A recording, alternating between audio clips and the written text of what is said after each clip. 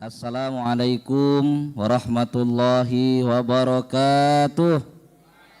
Assalamualaikum. Alhamdulillahirabbil alamin wassalatu wassalamu ala asrafil anbiya'i wal mursalin Sayyidina wa maulana Muhammadin wa ala alihi wa ashabihi ajmain. Amma ba'du. Qala rabbi israhli sadri wa yassirli amri wahlul 'uqdatam min lisani yafqahu qawli ya arhamar rahimin. Baik, alhamdulillah teman-teman semuanya, santri dan santriwati, SPA dan SPAwati, keluarga besar Sidak di seluruh Indonesia yang dirahmati Allah. Kembali kita belajar melanjutkan ya ngaji kita di setiap subuh hari ini ya. Sebelum kita melanjutkan materi kita ya, saya mau ngajak semuanya untuk memastikan ya di pagi hari ini dalam kondisi siap belajar, dalam kondisi bahagia, dalam kondisi menyenangkan ya.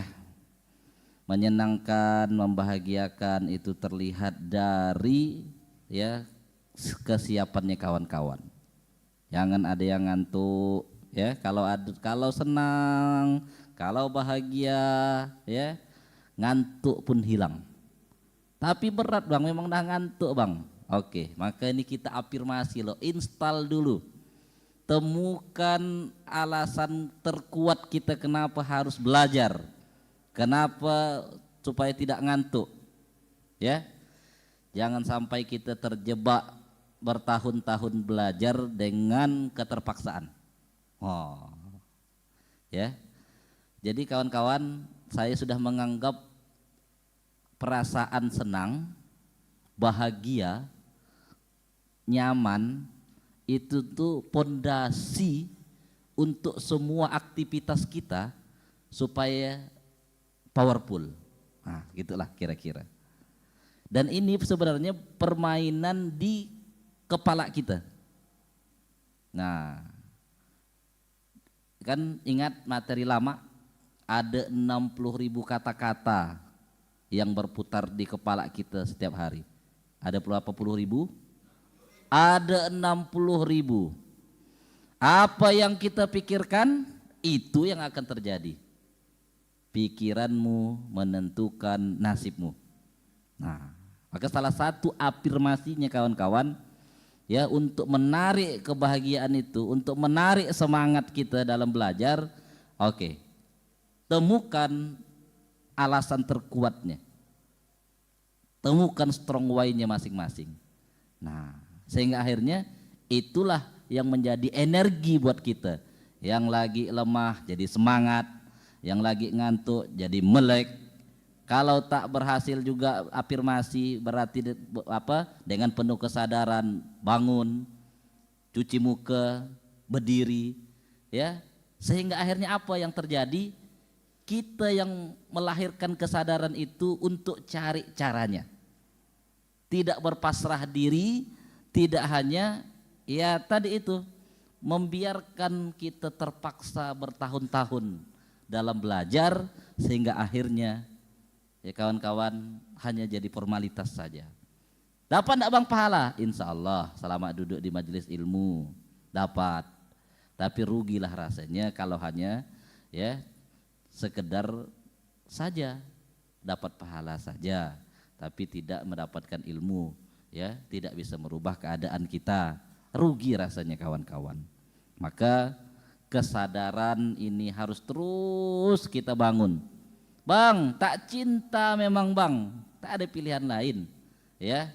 Karena ini adalah pilihan kita, berarti kita harus mencintai ini kawan-kawan. Tak cinta bang pekerjaan kami ini ya. Kalau tak cinta pekerjaan, kita berusaha untuk mencintai pekerjaan kita itu. Nah ini teman-teman ya, tak mudah tapi bisa diperjuangkan. Gitulah kira-kira.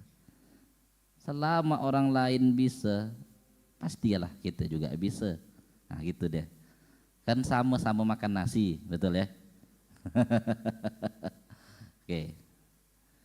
Baik, siap tak ngantuk? Ya. Jadi itu teman-teman, silakan di kawasan masing-masing nih ada Masjid Sejuta Pemuda, Pondok IT ya. Nah, terutama yang berkelompok saling mengingatkan lagi, saling memotivasi. Di A5, Masjid Jalan Cahaya dan teman-teman juga yang di rumah ya. Nah, cari caranya bagaimana tak bisa ngantuk itu ya. Nah, cuci muka atau disiapkan air di depan, ngantuk cuci lagi gitu ya. Nah, enggak ada masalah bawa kipas yang ada airnya itu. Gitu. Mata berat sekali bang, bawa linggis untuk ininya itu, untuk ganjalnya itu pakai linggis kawan-kawan. Terbuka deh tuh. Oke, jadi afirmasi, apa afirmasinya? Tarik kesenangan, tarik kebahagiaan, kayak gitu. Kayak teman-teman tuh bah, carilah kalau misalnya apa yang membuat berdebar-debar gitu. Ya, aduh kayaknya mau ketemu calon mertua ini berdebar-debar, tak tidur. Masa kita menghadapi sesuatu seperti itu kita bisa tak tidur kan? Yang besok mau ujian skripsi, biasa malamnya itu rela tak tidur, saking berdebarnya itu, emosi itu berdebar. Nah, dulu kalau saya itu kawan-kawan, karena di kampung naik oto tuh jarang, naik mobil maksudnya. Nah, terutama jauh kan, mau ke Pontianak itu jauh. Nah, malamnya itu dah tak tenang tidur tuh. Kadang tuh tak ada mau ke WC, tiba-tiba mau ke WC. Pernah enggak begitu? Betul kan? Itu namanya emosi. Saya mau kencing lah, saya mau apalah gitu-gitulah, berdebar gitu ya. Nah, itulah, cobalah rasa itu kita hadirkan juga untuk siap dalam menerima ilmu, dalam belajar.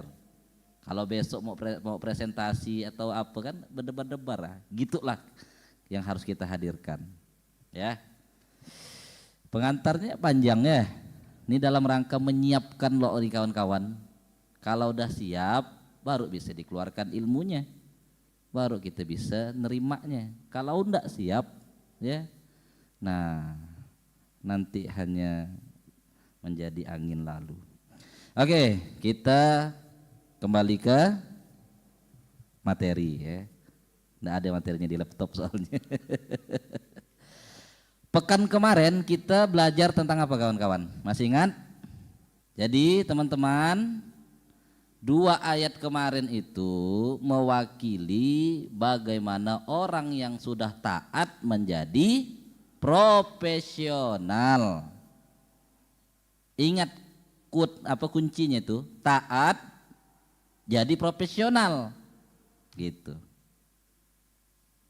Kuncinya itu orang yang sudah taat bagaimana bisa naik level jadi profesional. Maka jadi kalau teman-teman nanti ngisi gitu di orang-orang taat, pesanan misalnya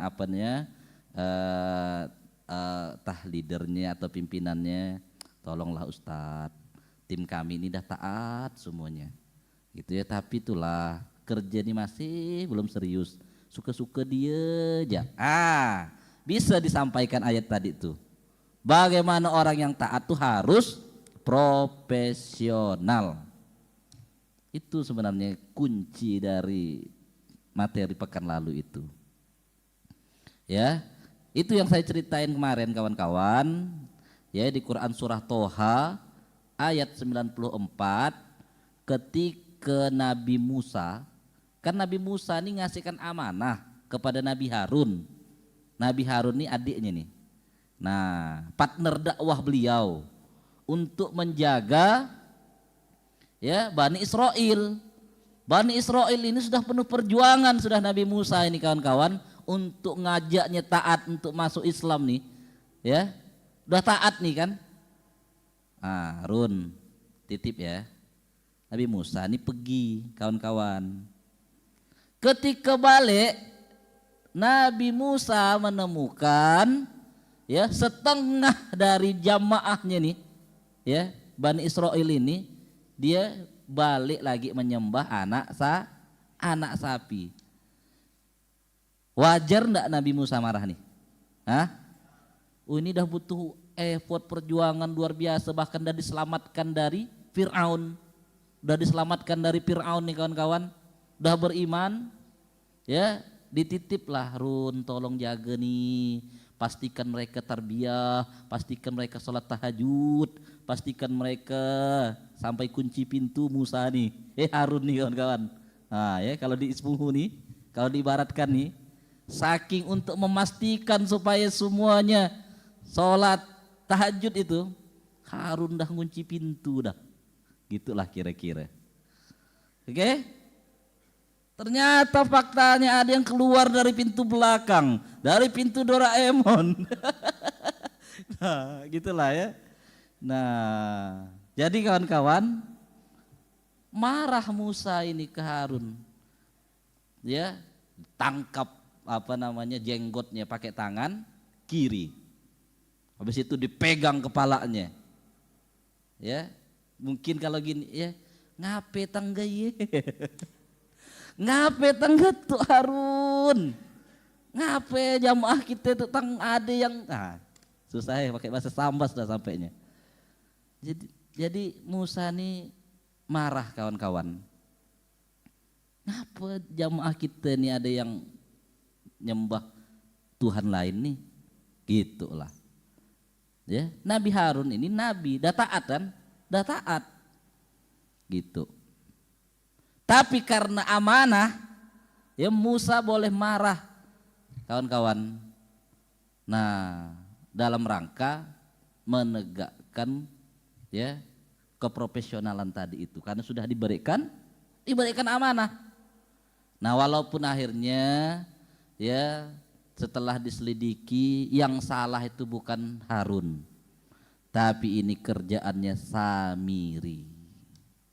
Kerjaannya Samiri ini teman-teman yang membuat ya Bani Israel ini kembali menyembah anak sapi itu.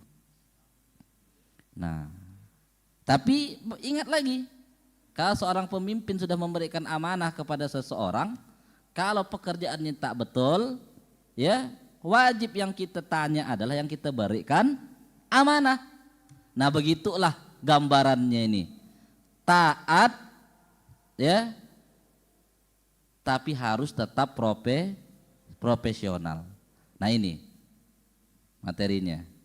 Oke, itu teman-teman. Ya, dapat dipahami ya, enggak apa-apa lah saya ulangi materi kemarin pelan-pelan ya.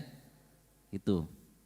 Nah, saya udah menceritakan tuh bagaimana di Ismuhu ini kemarin ada 4 level jenjang karir dalam kita berprofesi di sini ini. Level pertama tuh santri. Santri itu identiklah dengan ketaatan, ya, keteraturan. Nah, ketika dia naik level yang kedua, yaitu level profesional, namanya SPA. Ketika SPA ini santri yang yang amanahnya itu cuman belajar, naik level sudah dapat amanah sesuai dengan bidangnya masing-masing. Nah, fakta di lapangan banyak ketika dapat amanah profesional, amanah pekerjaan, mulai meninggalkan aktivitas atau kebiasaan waktu jadi santri. Mulai mentoleransi ya, yang biasa tahajud dah enggak lagi tahajud. Nah, kawan-kawan, naik level bukan berarti meninggalkan amalan, tetapi malah ya amalannya tetap dijaga, amanahnya dijalankan, begitu. Nah, taat dan profesional, bukan profesional taatnya dihilangkan, maka tak selesai-selesailah pekerjaan kita nih. Nah, naik level nanti jadi leader. Nah, bisa koordinator, bisa supervisor, bisa manajer. Berarti dia 3 kali lipat tetap menjalankan aktivitas kebiasaan habit santri, ditambah lagi dia profesional di bidangnya, ditambah lagi amanah mimpin. Begitu. Bukan berarti udah mimpin, sudah profesional, hilangkan taatnya. Tak perlu lagi kami ngaji, tak perlu lagi kami kajian. Kami kan sudah leader, beda kami ini. Nah jangan. Masalahnya kalau ada tempat ngaji yang lain tidak ada masalah. Yang jadi masalah merasa sudah leader, tak mau lagi ngaji. Ah berat tuh. Nah itulah yang kita tidak mau.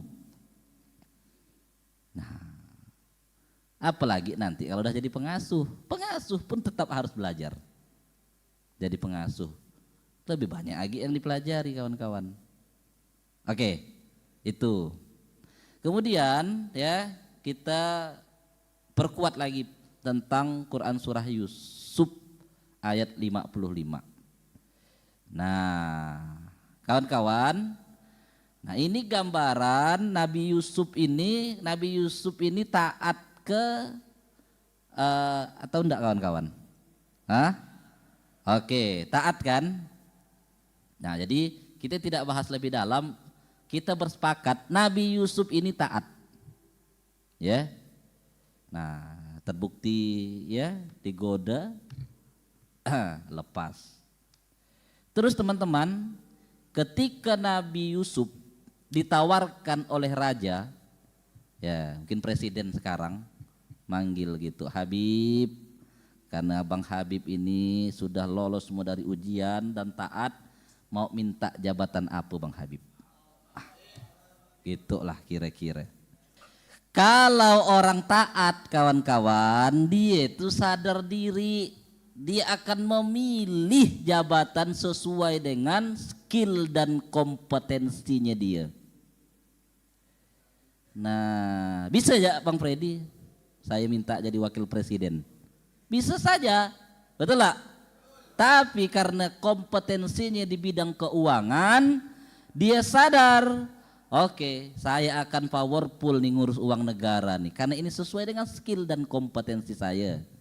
Nah itulah kawan-kawan, Nabi Yusuf ini ya skillnya itu di situ. Dia itu terpercaya, amanah. Nah terbukti kan ketika beliau jadi bendaharanya Mesir, nih menteri keuangan Mesir nih kawan-kawan, dia bisa mensaving ya, mensaving bahan makanan untuk 7 tahun paceklik. Apa salah satu keahlian Nabi Yusuf itu kawan-kawan? Dia bisa menakwilkan mimpi. Gitulah. Maka hai raja, ya, sesungguhnya saya ini adalah orang yang terpercaya. Terpercaya ini maksudnya amanah. Nah, apa korelasinya dengan kita? Ya, maka cek apa kompetensi kita. Ketika kita sudah memilih itu, kawan-kawan, lakukan yang terbaik. Itulah simbol dari taat dan profesional. Dan orang taat jauh lebih mudah untuk naik level ke profesional. Maka kalau udah merasa taat tapi kok susah juga profesional, kok tak pintar-pintar, kok tak bisa memberikan terbaik di bidangnya, coba cek lagi. Khawatirnya kita masih ada yang salah. Begitu kawan-kawan. Dan ini 2 ayat cukup.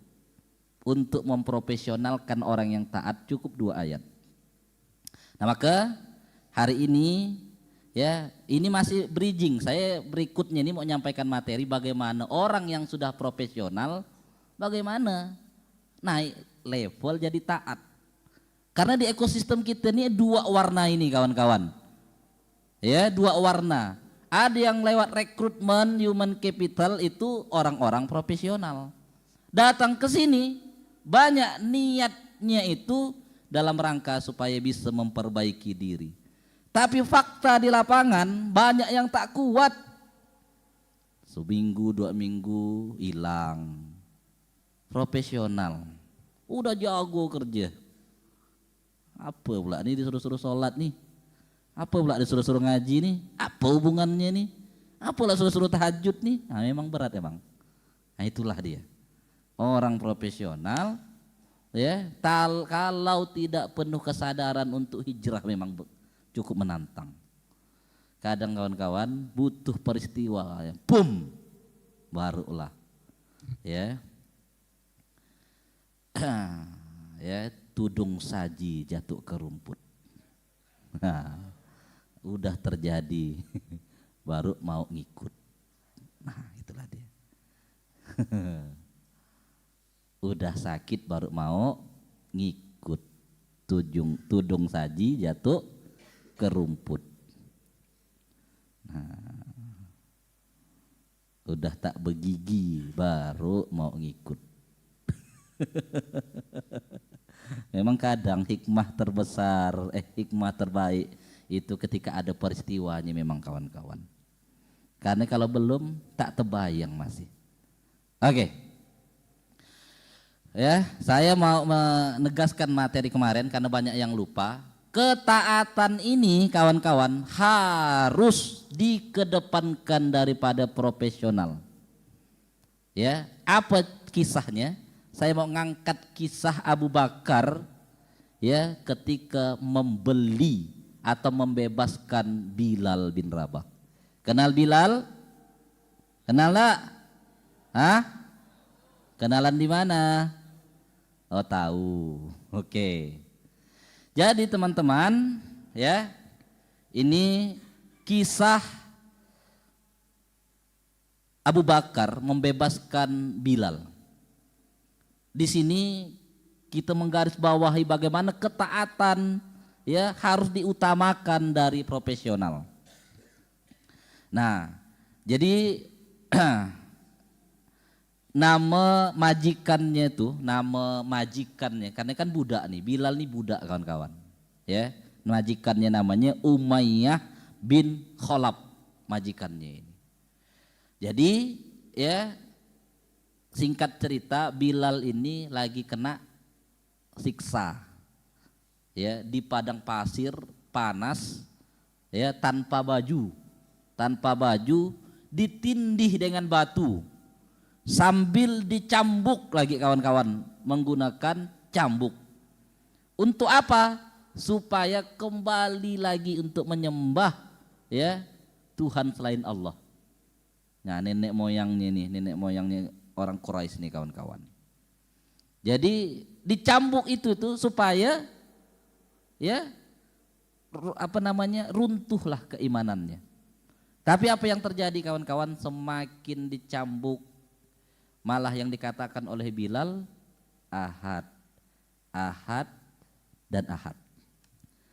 Mendengar Bilal kena siksa kawan-kawan ya, Abu Bakar pun bergegas untuk pergi ke tempat itu ya, dan Abu Bakar ya berniat untuk membelinya atau untuk membebaskannya.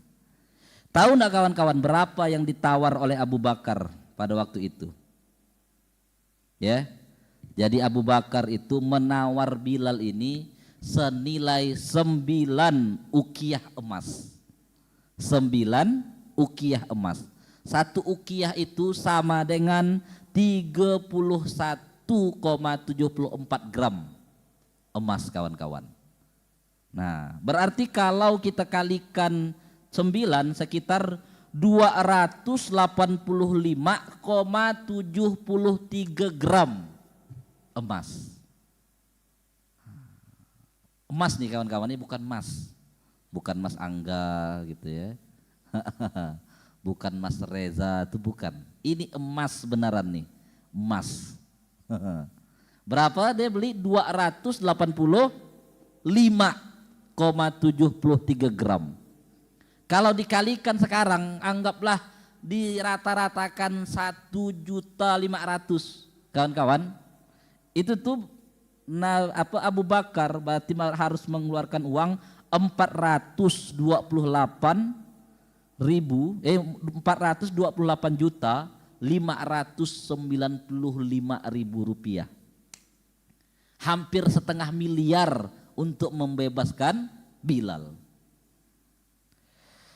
Nah, oke. Apa kata si anunya nih, majikannya ini, diejeknya lah Abu Bakar ini. Ya, mahal juga, bayangkanlah, terlalu mahal kata si anu nih, majikannya ini. Abu Bakar, tahukah engkau bahwa engkau membayar terlalu mahal untuk seorang budak seperti Bilal? Ujarnya penuh nada dan ejekan. Tapi apa kawan-kawan, coba lihat apa kata Abu Bakar. Wahai Umayyah, tahukah engkau jika engkau meminta harga 10 kali lipat dari sekarang, niscaya aku akan membayarnya. Ya, berarti 1,5 miliar ini murah kata Abu Bakar nih. Kalau ente minta 10 kali lipat berarti 5 miliar kan kawan-kawan, 10 kali lipat. Ya, anggaplah tadi kita 500 juta lah kalau kita bulatkan. Kali 10 kali lipat berarti ada 5 miliar. 5 miliar pun saya beli nih kata Abu Bakar. Oke. Yang menjadi pertanyaan kita, kenapa Abu Bakar begitu semangat untuk membeli Bilal nih kawan-kawan? Hah? Bilal ini bukan orang Arab, bukan orang Quraisy. Dia orang mana? Orang Habasah. Kalau sekarang namanya itu Ethiopia. Ada pesawat Ethiopia tuh. Orang Habasah. Jadi dia ini bukan orang Quraisy. Jadi secara nilai ini kawan-kawan murah. Murah gitu. Nah, karena orang Arab tuh kan memang dia melihat kesukuan ya. Makanya kalau orang Arab sesama orang Arab tuh memang luar biasa dimuliakan sama mereka kan. Tapi kalau orang di luar Arab, yang ada harap maklum. Gitulah. Oke, ini sebagai gambaran nih. Terus Bilal waktu dibebaskan dah azan ke dia kira-kira? Belum. Jadi dalam bahasanya nih, belum tahu juga kompetensinya si Bilal ini apa. Tapi kenapalah menjadi pertanyaan, kenapa Abu Bakar mau membayar mahal ini kawan-kawan? Karena Bilal taat. Karena ada ketaatan dalam diri Bilal. Oke, siapa jawab tuh? Hanif bang. Oh Hanif. Oke, karena ada ketaatan dalam diri Bilal. Di mana Bang Hanif dilihat ketaatannya? Ketika Bilal disiksa tapi tetap yang diucapkan oleh Bilal itu ahadun ahad. Nah, mantap, mumtaz. Jadi kawan-kawan, yang dibeli oleh Abu Bakar itu adalah nilai ketaatan dari seorang Bilal. Dan itulah yang menjadi ya asbabun nuzulnya akhirnya Quran surah ya. Surah apa kawan-kawan? Al-Ikhlas itu turun. Qul huwallahu ahad, Allahus somad, lam yalid wa lam yulad wa lam yakul lahu kufuwan ahad. Dahsyat enggak kira-kira? Oke. Ini ketaatan di atas profesional. Pokoknya kalau udah ketaatan, tak ada hitung-hitungan. Begitulah ya hikmah dari kisah Abu Bakar beli Bilal ini kawan-kawan. Gitu. Kalau tahu, jadi kan berarti saya waktu itu berpikir, oh karena Abu Bakar ini kan pebisnis. Mungkin dia otak entrepreneurnya ini jalan. Saya bilang begitu kan. Dia ngelihat ada potensi hebat nih dari Bilal nih. Gitu. Ternyata bukan kawan-kawan. Yang dilihat tadi itu ketaatannya itulah yang dibeli mahal. Kebayangkan kawan-kawan. Terus akhirnya kita dapat lagi hadis dari Rasulullah ya, ketika Rasulullah Isra Mi'raj kawan-kawan ya, kedengaran terompahnya Bilal di surga. Bilal inilah manusianya masih di bumi, tapi terompahnya sudah kedengaran di surga. Kalau terompahnya sudah masuk surga duluan, otomatis orangnya masuk surga enggak kira-kira? Oke, kalau investasi kawan-kawan mau enggak bayar mahal? Kalau orang itu sudah pasti masuk surga? Mau lah. Betul lah kira-kira? Berarti investasinya Abu Bakar tuh kawan-kawan lagi beli saham serendah-rendahnya. Lah, habis itu betapa bersyukurnya Abu Bakar ketika Bilal akhirnya termasuk orang yang dipastikan masuk surga kawan-kawan. Kemudian yang kedua, ternyata potensinya muncul yang tak pernah terbayangkan. Azan suaranya bagus. Jadi orang yang pertama azan di zaman itu Bilal kawan-kawan. Mulai dapat ya, mulai tergambar ya. Oke, ini belum masuk ayat baru kita ini. Nah, ini untuk memahamkan ya, untuk menyadarkan kita bahwa ketaatan ini kawan-kawan begitu penting. Bahkan ketaatan ini ya melebihi dari profesional. Harus dikedepankan daripada profesional. Nah, kadang kalau kita di dunia organisasi biasa, di dunia bisnis gitu kan. Nah, kita malah terbalik-balik kan, mengedepankan profesional. Hitung-hitungan kita itu mulai hidup biasanya kan. Nah, rugi ini bang, gitu. Apalagi berhubungan dengan ketaatan, bentuknya sedekah, gitu tuh kan. Pandai kita berhitung kan. Mohon maaf nih bang, duitnya belum ada bang. Gitu-gitulah ya kawan-kawan ya. Nah, itu ketaatan. Ketaatan harus diutamakan dari profesional kawan-kawan. Oke, kita masuklah sedikit ya, lebih cepat. Jadi kita buka Quran surah Al-Kahfi ayat 60. Nah, ya. Kita buka Quran surah Al-Kahfi kawan-kawan. Surah Al-Kahfi itu surah yang keberapa? Surah yang ke-18 ayat 60. Ini juga masih kisah Musa. Agak cepat kita nyampaikannya, akan kita dalami di pertemuan berikutnya, tapi ini saya sampaikan dulu singkat-singkatnya. Nah, teman-teman, balik lagi cerita Musa. Ayat 60, kita baca artinya ya. Dan ingatlah ketika Musa berkata kepada muridnya, aku tidak akan berhenti berjalan sebelum sampai ke pertemuan dua buah lautan, atau aku akan berjalan sampai bertahun-tahun. Jadi Nabi Musa nih kawan-kawan, ya kita udah cerita, Nabi Musa ini orang yang profesional. Oke? Orang yang profesional. Dilihat dari mana bang keprofesionalannya? Ya, beliau Nabi, tergolong dalam ulul azmi. Dia punya dua kawan-kawan, ada satu kitab, satu namanya suhuf. Ini langsung dari Allah. Kemudian dia ini kawan-kawan kalimullah, manusia yang masih di bumi tapi bisa ngomong langsung dengan Allah. Nanti kita bahas tuh di Toha tuh. Bagaimana ya Nabi Musa itu ngomong dengan Allah. Dia disuruh ke Bukit Tursina, disuruh lepas sandalnya, habis itu ditanya, ya apa yang kau pegang? Oh tongkat nih kata Musa. Nah ini ada kawan-kawan. Nah. Kemudian pernah dengar kan sekali tombok tak sengaja meninggal orang kan?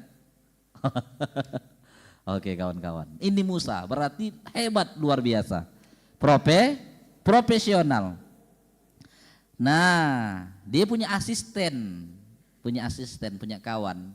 Ya, kalau mungkin kita kenal dengan istilah apa namanya? Siapa namanya?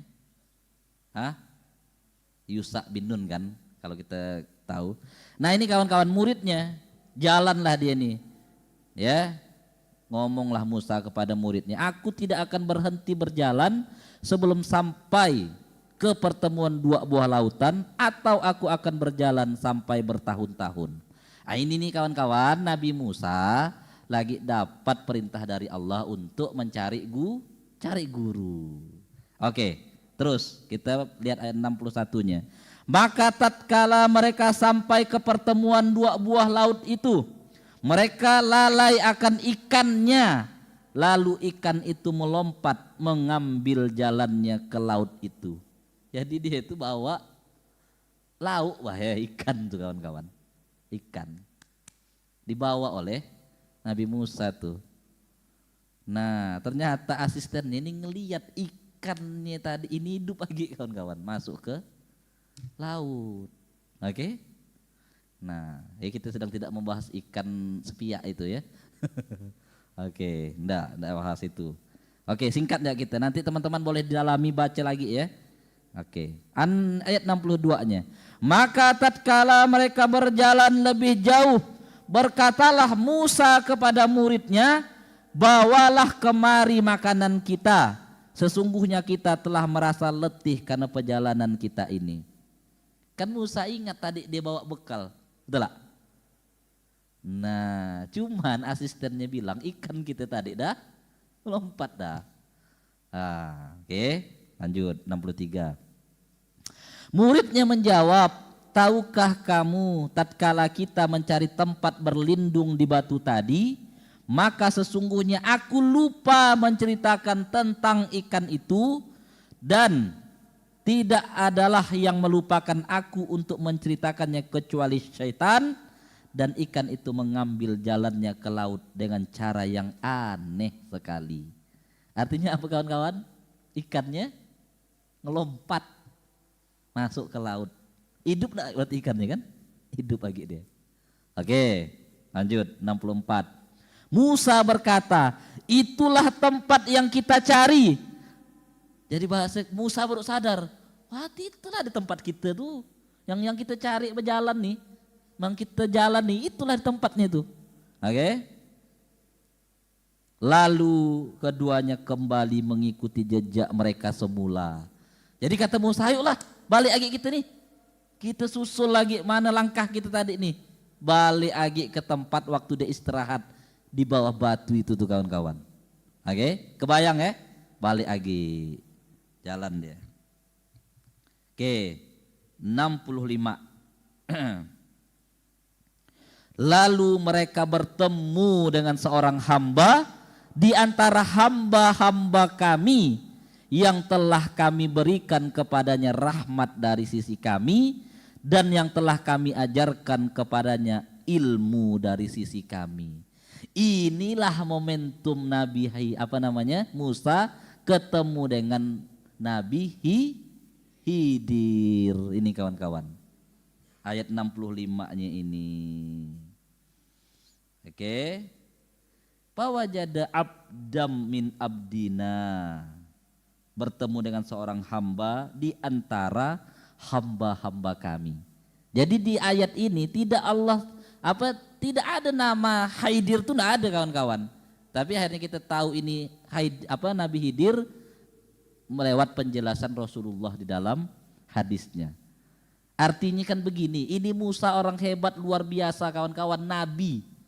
Ya. Tapi diajarkan oleh orang yang Allah tidak beri nama di situ. Artinya apa kawan-kawan? Ya? Gitu. Artinya apa? Ini kan sebenarnya sindiran, betul lah? Sindiran. Harusnya seorang nabi itu kan diajarkan oleh orang yang hebat, luar biasa.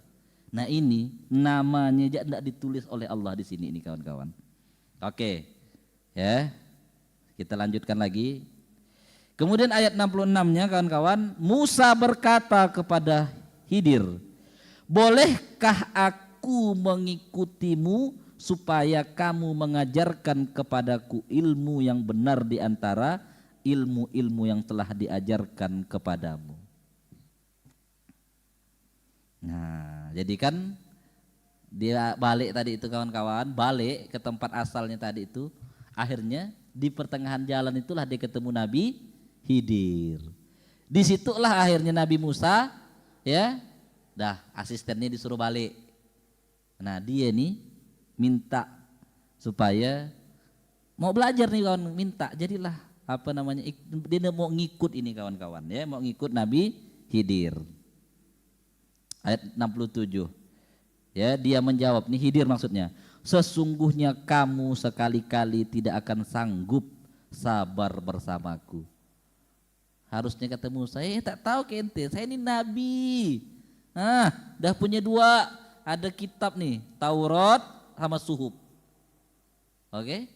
Panjang dah perjalanan saya nih. Betul lah, kawan-kawan. Masa saya tak bisa sabar? Nah, gitulah. Kali kalau zaman sekarang jangan remehkan saya, boy. Saya dah banyak karya nih, gitu kan. Oke. Ayat 68-nya. Dan bagaimana kamu dapat sabar, kata Khidir, atas sesuatu yang kamu belum mempunyai pengetahuan yang cukup tentang hal itu. Jadi kawan-kawan, yang membuat kita tak sabar tuh karena kita tidak tahu. Kalau kita belum tahu sesuatu tuh macam mana? Oke? Top, bangun top. Oke, lanjut. 69. Musa berkata, insya Allah kamu akan mendapati aku sebagai orang yang sabar, dan aku tidak akan menentangmu dalam sesuatu urusan pun. Oke, tenang ya, kata Musa, sabar saja nih. Oke, ayat 67, ayat 70-nya.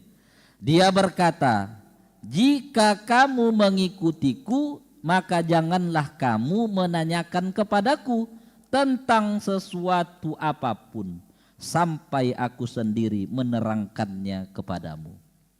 Jadi bahasanya kalau ada yang aneh-aneh di jalan, jangan ente bertanya sampai nanti aku yang jelaskan, kata Nabi Khidir.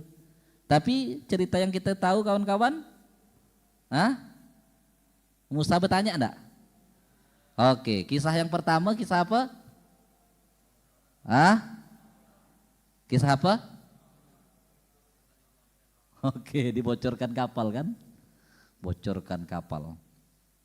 Protes enggak Musa? Protes. Kemudian yang kedua kisah apa? Bunuh anak kecil. Protes enggak Musa? Protes. Udah 2 kali dah. Yang terakhir bangun rumah anak yatim.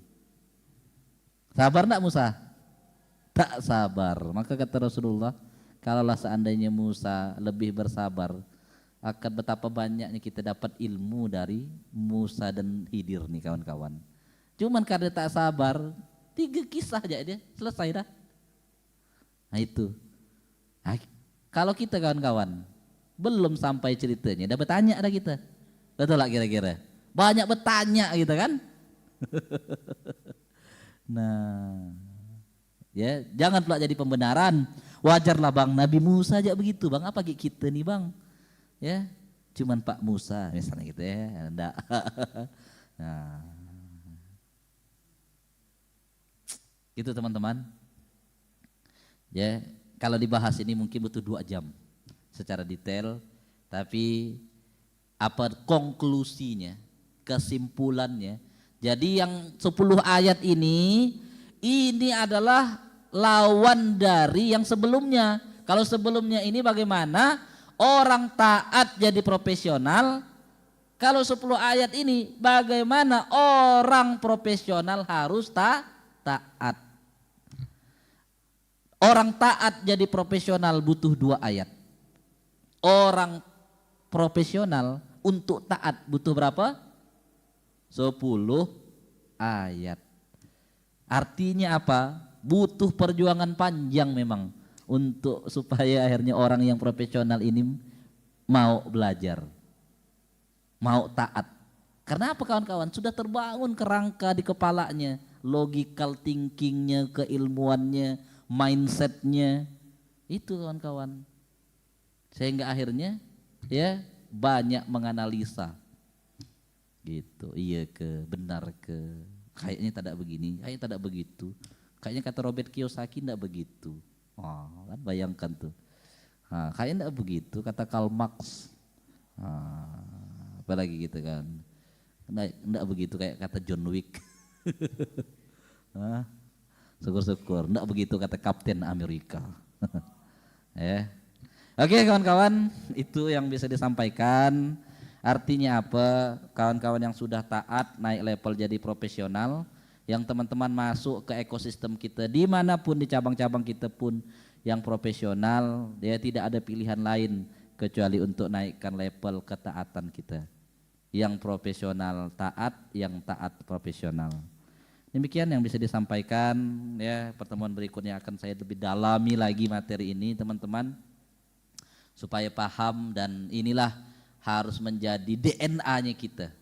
Ketika orang datang ke kawasan kita manapun, orang lihat langsung solih muslih, taat, menggerakkan. Nah itu teman-teman, taat profesional itu harus menjadi gambaran, dan ini cukup jadi challenging. Tapi insya Allah tidak ada yang tidak mungkin selama kita mau. Demikian ya, mohon maaf agak panjang ya, berkah selalu. Wabillahi taufik wal hidayah. Wassalamualaikum warahmatullahi wabarakatuh. Waalaikumsalam warahmatullahi wabarakatuh.